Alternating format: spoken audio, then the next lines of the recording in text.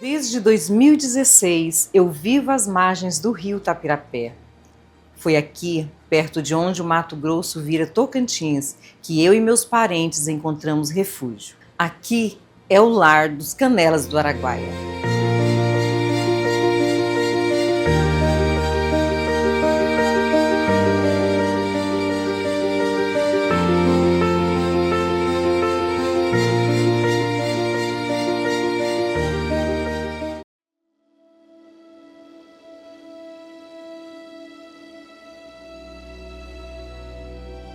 Somos canelas, iguais aos canelas Apanicrá do Maranhão, que são nossos parentes mais próximos.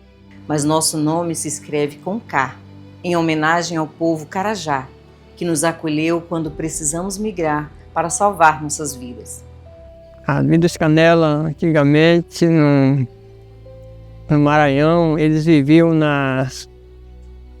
naquelas matas, cerradas, em pé de serras.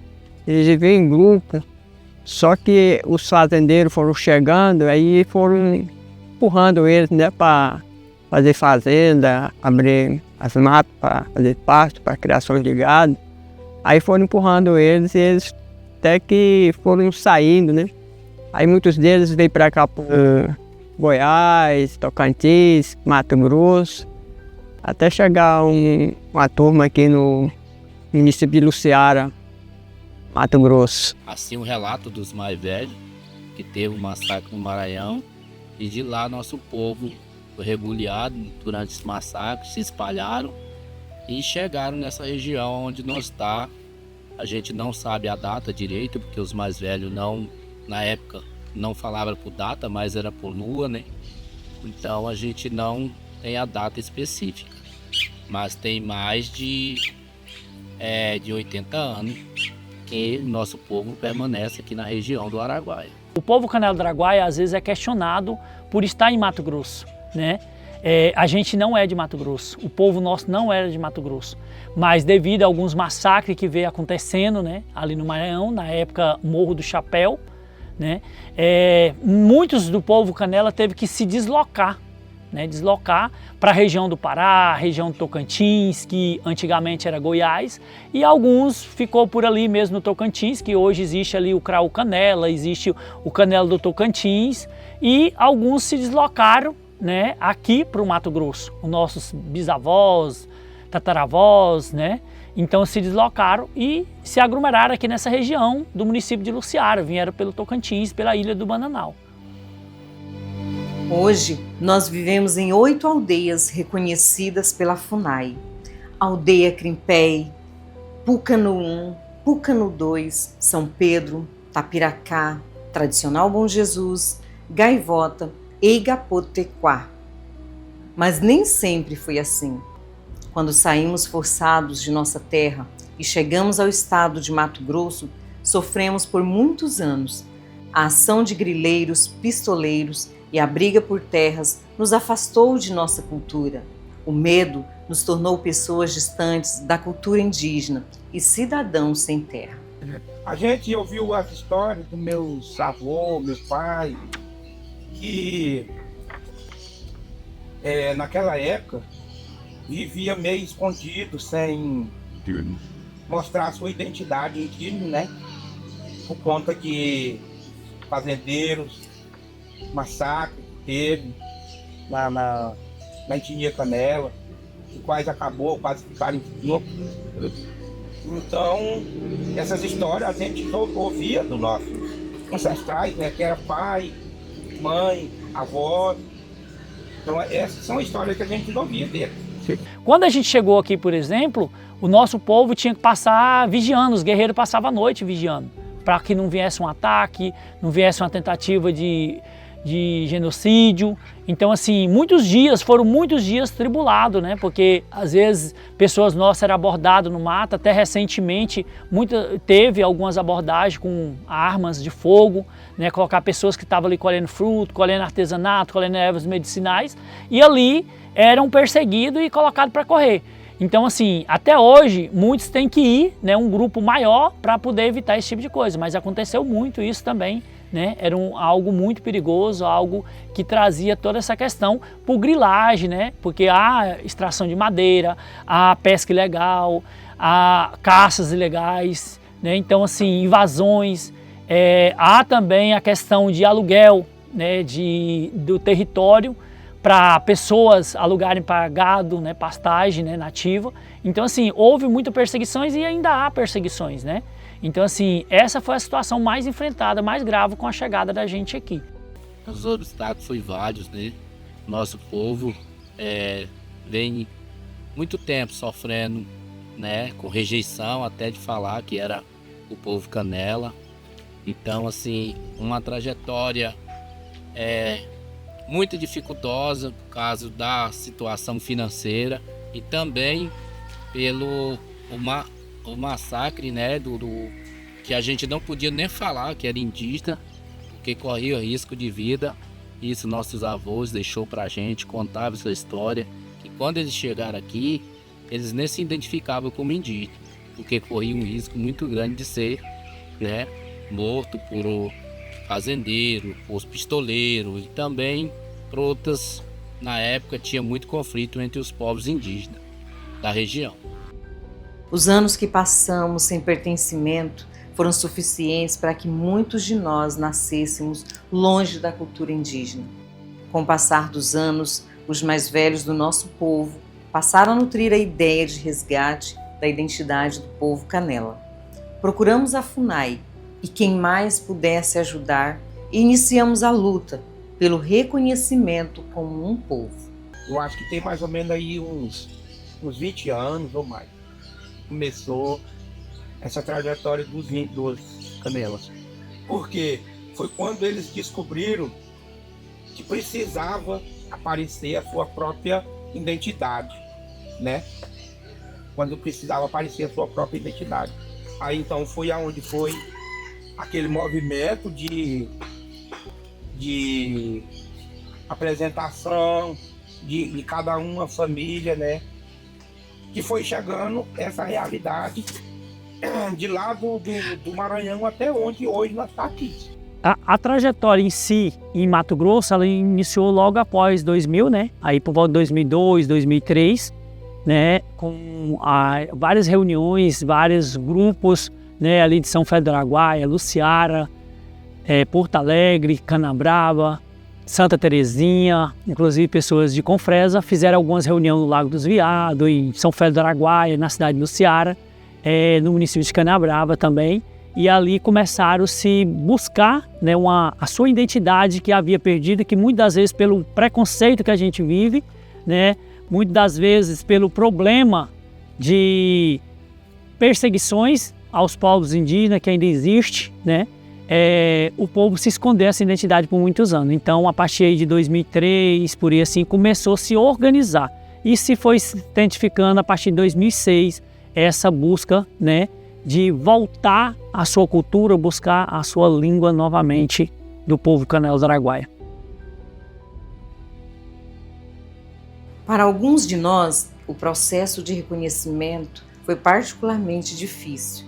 Para quem cresceu longe de suas raízes indígenas, o reconhecimento parecia assustador.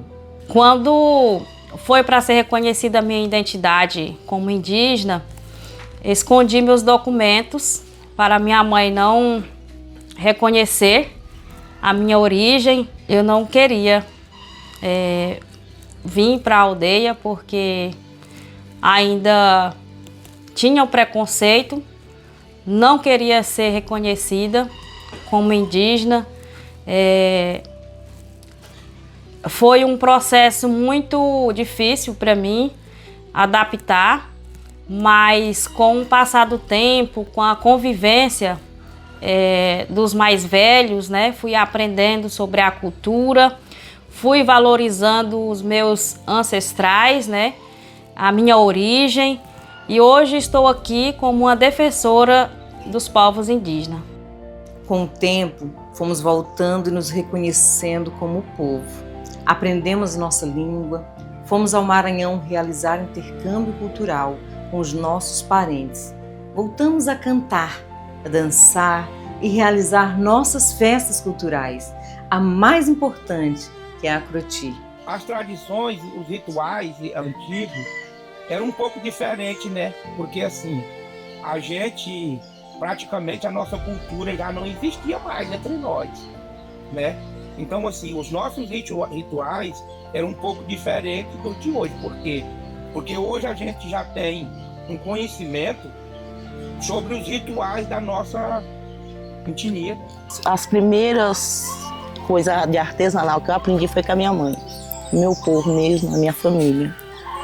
Porque, querendo ou não, muitas coisas que meu povo fazia, porque como a gente foi, todo mundo sabe, né, que a gente são remanescente lá do Maranhão, o povo que saiu sobre o massacre, saiu de lá, né, nosso antepassado, nossos ancestrais. Então, mas nunca deixou de, assim, o artesanato morrer totalmente. Alguma coisa, assim, teve algumas peças e algumas coisas que meu povo faz, tipo caçar, fazer abano, fazer como é que fala? Peneiro, tapiti. Então, eles sempre faziam, então a gente começou daí.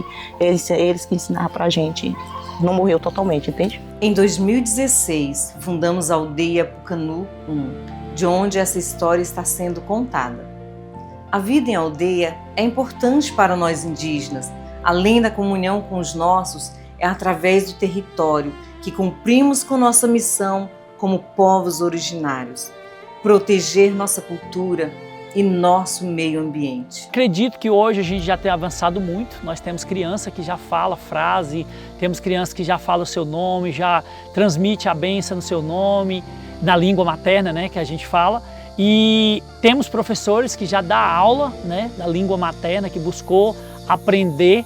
Então assim, eu já vejo uma satisfatória muito grande. Começou ali em 2018, né? Não podemos esquecer do nosso grande professor Francisco Edvirge, uma pessoa que é muito trabalho, mas que abraçou essa causa no projeto da revitalização da língua, que foi algo que alguns falam assim, vamos buscar o que a gente perdeu. Eu não falo que a gente perdeu a língua materna.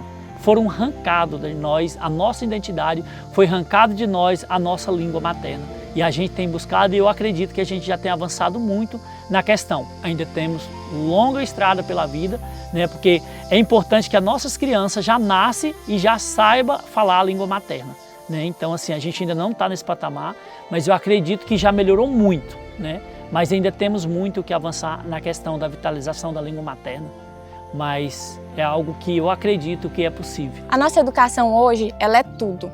Porque sem a educação a gente não pode lutar pelos nossos direitos. E para nós, ainda como povos indígenas, a gente ainda passa uma dificuldade a mais, porque além da educação portuguesa, a gente ainda tem que aprender a nossa língua materna. Os anciões são como a nossa biblioteca viva e nós somos como os pesquisadores das histórias. Hoje, na organização do povo Canela, a juventude tem um papel de extrema importância, zelar para que nossa cultura seja transmitida às gerações futuras. É uma tarefa difícil que desempenham com muita energia. O nosso maior desafio hoje é manter os nossos jovens fora do mundo das drogas, do álcool, é que eles aprendam a nossa língua.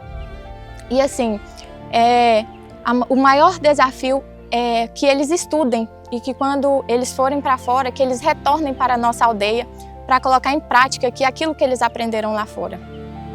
Espero que no futuro, nós como juventude e a comunidade cuide, para no futuro nós ter um espaço que é nosso, porque se não cuidar, não vai ter. Recentemente, no dia 18 de novembro de 2025, recebemos a notícia da nossa maior vitória em anos, a tão sonhada demarcação do nosso território. Agora, possuímos mais de 15 mil hectares de território para asilar e desenvolver a nossa cultura. Quando a gente recebeu a notícia no dia 18, a gente não tem nem como expressar o tamanho da alegria, né? Da felicidade de uma conquista tão imensa, não para a aldeia Pucanu, não para a aldeia São Pedro, não para a aldeia Crimpé, né, Bom Jesus, Tapiracá, Porto Velho, mas sim para o povo Canela do Araguaia. Isso foi uma conquista inexplicável e também uma realização de um sonho dos nossos antepassados, uns que já se foram, né? E outros que ainda hoje estão com a gente e estão se sentindo realizados por ter conseguido a demarcação do nosso território. E a gente está muito feliz, que não tem nem como explicar e expressar. Só na festa cultural da gente que a gente se expressa em nossos cantos, em nossa cultura, a felicidade que a gente sentiu naquele momento. Ai, foi uma luta muito grande, mas hoje nós temos a certeza que nós vencemos e nós temos um território indígena do povo Canela. Foi particularmente uma devolução de algo que já era nosso, a nossa terra, e agora com essa terra demarcada a gente pode dormir tranquilo, porque quantas noites em claros passamos aqui e os anciões com aquele sentimento de medo e muitas famílias com seus filhos aqui e passando um medo enorme, com medo de invasores. E então é um sentimento de alívio profundo que estamos sentindo nesse momento. Foi um momento de muita gratidão. Somos gratos a Tupã por esse momento e é muito bom esse sentimento. Olha, a demarcação para nós, povo Canela do Araguaia, é uma satisfação muito grande, com muita alegria, porque é uma coisa que a gente já estava esperando há muito tempo. Foi muitos anos de luta para a gente ter o reconhecimento, para a gente ter a nossa demarcação, a nossa terra homologada e para a gente ter o direito de ir e vir no nosso território e coletar os nossos frutos, coletar nossos artesanatos, os materiais, né, para artesanato, que é de suma importância para o nosso povo. Sobre a caça, pesca, que é o nosso sustento, também é muito importante para nós. Então é uma satisfação muito grande, é um motivo de muita alegria, um sonho realizado. Foram muitos documentos construídos, né? Eu fui secretário da comunidade por um bom tempo. A gente, juntamente com outras lideranças, a gente elaborou vários documentos, né? Nós tivemos cacique presa, né? A cacique da aldeia Crimpé, ali presa, né? Juntamente com o seu esposo, o professor Rodrigo. E eu acredito que isso foi um dos principais avanços na demarcação da terra. E foi muito gratificante, né? Muito gratificante tanto para a aldeia Pucanu, como outras aldeias como a Crimpé, Bom Jesus, Tapiracá, mesmo que estão algumas fora desse território demarcado, mas acredito que foi de muita alegria, né?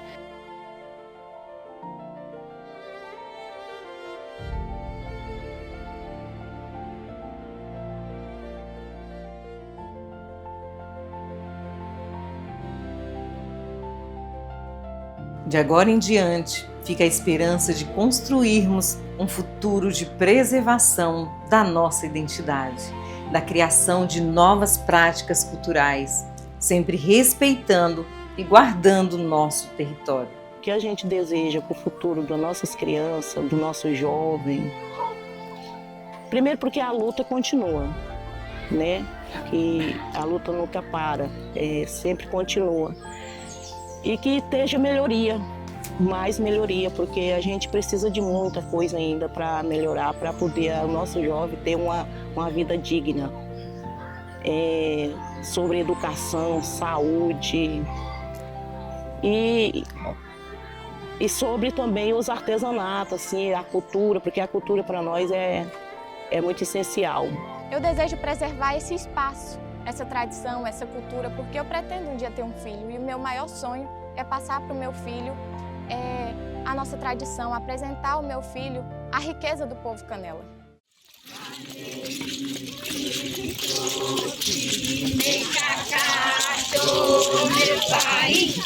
Amém.